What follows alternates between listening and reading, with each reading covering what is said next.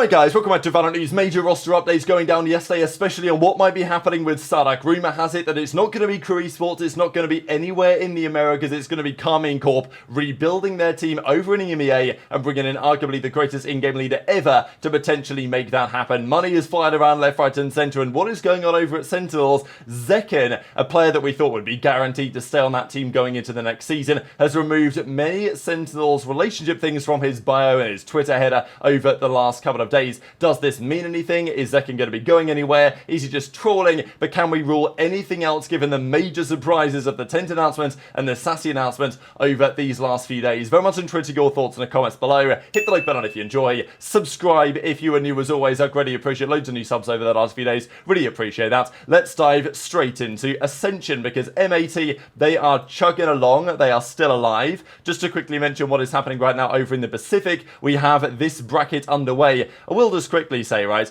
I mean, the other regions, they have a group stage, they have a playoff. This region, we just have a massive bracket. And I don't mind a massive bracket, but it's just like, why are all the matches so different? Anyway, it's early days here, but these are the groups, and with Full Sense taking the 2-0 that they just locked in against Oblivion Force, they all play Disguised in the next rounds, which is going to be pretty exciting to see. That game comes up in pretty much a day from now as I am recording this video. This is the Chinese region, by the way. Rare Atom did get the win on the Ascent 14-12, though. So banger overtime game, and Rare Atom just about got over the line, right? They lost the Sunset, they won the Binds, they then won the Ascent in a ridiculous overtime after making a big comeback on the second half and then taking it in the end 14-12. So you know, that was a big result. That puts them into the grand finals, of course, tomorrow, and as it currently stands, the lower finalists just got underway to determine who is going to be their challenger between either the team they just took down or potentially this CCG roster, also known as Close and Click Gaming. Just before we talk about the Americas, I wanted to share a clip. I mean, I guess we are talking about the Americas here.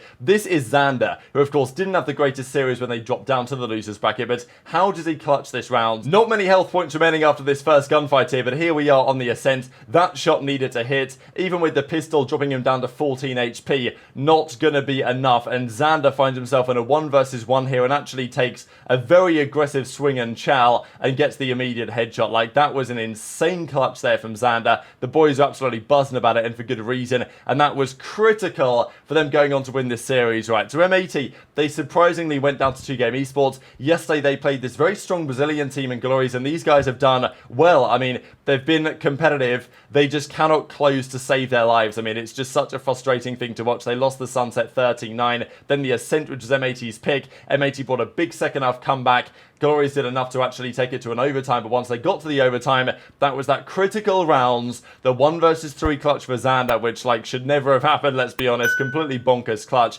and that was enough to get them over the line. So the Brazilian team, at least that Brazilian team, out of the tournament. M80 survive for the time being, right? But you know, they go on to play all night today in a few hours time, and if they could win that series against largely an Argentinian Chilean team, then they will get a rematch in the grand finals, whether they can take down that Brazilian team if they want to qualify for Ascension. Of course, it's best of 5 from now on. M80 are potentially still the favourites, but definitely excited to see how this tournament is going to conclude. Let's talk about some Rostermania stuff. Of course, some notable players such as 1010 moving into the T1 VALORANT Academy going into the upcoming season. What about Chet as well? Former coach, of course, for NRG. Where's he going to go next? In the process of still talking to teams, any team is wanting to reach out for any last talks around roster moves, please DM or, you know, contact info my bio, looking for a team, any region, franchise or challenge HE as head coach experience. Of course, you know, I imagine he's having conversations, he's talking to some teams, he's saying, look guys, I'm about to sign this contract, if you guys want to come and get me, then now maybe is the time. And I thought it was interesting actually that Yay was in the replies here. So, you know, he says Optic Chet, we have 4 out of 5 FA right now, Yay, Marv, Crashies, Victor, want to run it back, and Yay says at Hex it's time. Now, to be fair, Chet has said a while ago on stream,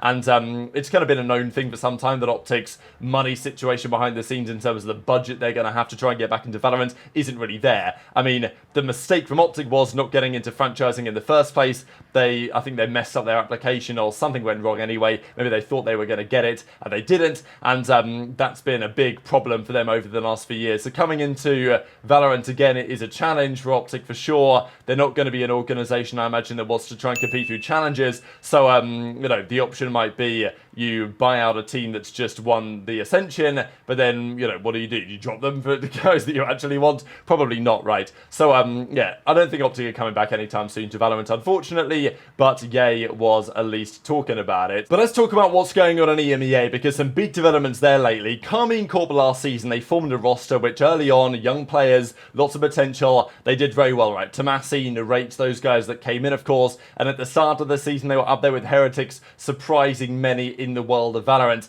That then, as Heretics didn't fall away and arguably just got better, it kind of fell away for KC. And, well, confirmation, it seems, yesterday that Magnum is not going to be staying there any longer, and we'll get back to who his replacement's going to be here in a second. Jorgamo's tweeting about some things as well, wondering what's going on. Zelsis is talking about it, of course. Jorgamo's been linked to Sentinels, he's been linked to Leviathan, he's been linked elsewhere as well. Where that's going to be, who knows? But, well, it's interesting just to compare this to what potentially is happening with the Zekken stuff we're going to see in a second, just because, you know, in terms of roles, there are questions on who the duelist is potentially going to be over there. Before we get to the Saadhak stuff, Kajak, right, of course, Polish player, very talented player that just qualified through with Apex, has been linked, even if they qualified or they didn't, for some time to Fnatic, and apparently he is going to join Fnatic, although Kojo says false. So, who knows, right? Who knows what's happening? We've talked a while ago that this guy, Zeus, was potentially of interest to Fnatic to replace Durka. Now we're talking about Kajak being a player of interest to replace Durka at Fnatic.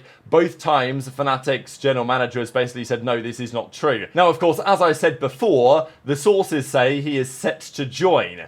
And it may well be false that he is set to join, but it doesn't necessarily mean it's false that they are at least in conversations, right? Like, I'd be quite surprised if they weren't considering this guy, to be perfectly honest. So, you know, my read is that the players that we've talked about them being linked to, they probably are linked to, but they just haven't either decided, or a deal hasn't been done, or they're not so sure what they want to do yet. So the latest from Fnatic is, we've not made a decision, basically, and we don't know who's going to come in. Doesn't necessarily mean that this guy isn't a target, but intrigued to your thoughts in the comments below, because of course he just qualified with Apex. You might want to stay over there. That's a question, though. Faded, who's currently coaching TSM, he's going to move to Vitality, which is pretty interesting stuff, not going to lie, and not exactly maybe an expected move, maybe, but one that apparently is going to be going down. But let's talk about Saadhak, because obviously we know that he's leaving Loud. He made that very clear that he was available for various regions, and the other organizations was like, hey, reach out, let's make something happen.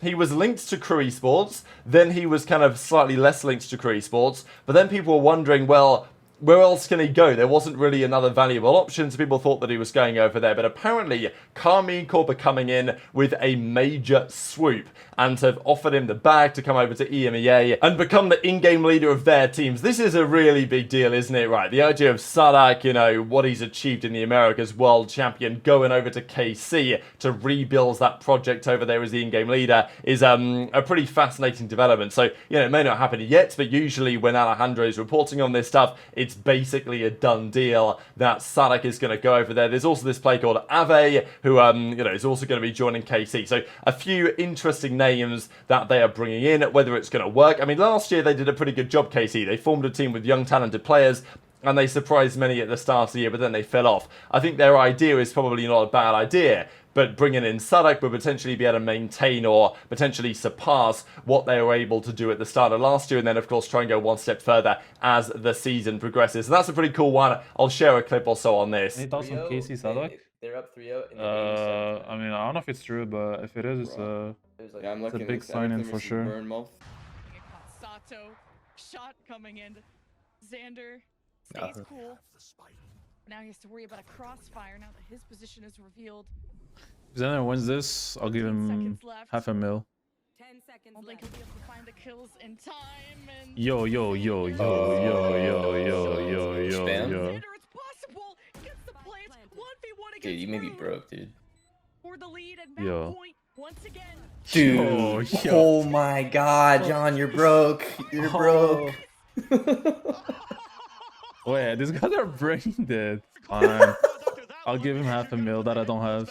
But how about this on the Zekken thing, right? So when I saw this last night, I thought potentially this was just Photoshop, but I actually went to check and it is not. So, and look, this is Zekken. So first of all, pinch of salt. Zekken likes to troll about things, but sometimes Zekken's trolling is just real. I mean, what was it last year? He literally leaked a roster straight up and people thought he was trolling, but no, it literally was like the NRG team or something. He literally straight up leaked out there, and people were like, oh, it's Zekken, he's probably just having a joke, but he wasn't, and it was legit. So what's going on here? If we go to Zekken's page, we'll find the following. Obviously, his profile picture is still Zekken in his Sentinels kit and everything. I'm not exactly sure what his header used to be, but I'm pretty sure that it wasn't this. And his bio now says Valorant for Team Razor, nothing Sentinels related.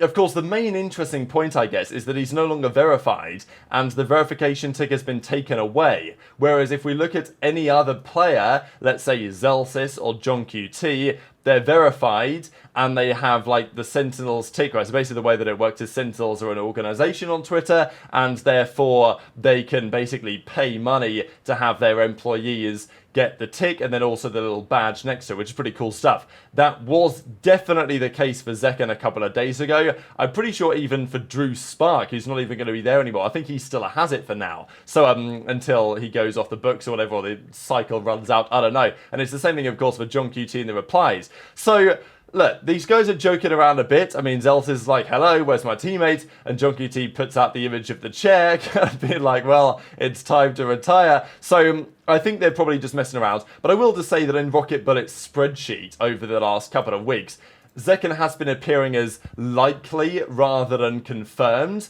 Now, I don't think they would ever get rid of Zekken. I guess it's possible that he might get poached. I think that's it's a possibility that somebody else might come along, really want to sign Zekken and pay enough money to make that happen. And then if you're maybe Sentinels, you're looking at Jorgamo, you're looking at some other options, and you're thinking, okay, maybe we can do okay without him. But Zekken was just so good that it would be a big surprise for him to go anywhere. And I would imagine the overwhelming likelihood is that he doesn't. But you know, with what we've seen over the last few days and some of the surprises in World Valorant, I don't necessarily sure you can rule anything out as it presently stands. So very much intrigued to your thoughts in the comments below. This is a troll as always. Hit the like button if you enjoyed. Subscribe if you're new. Take care, and I'll see you next time.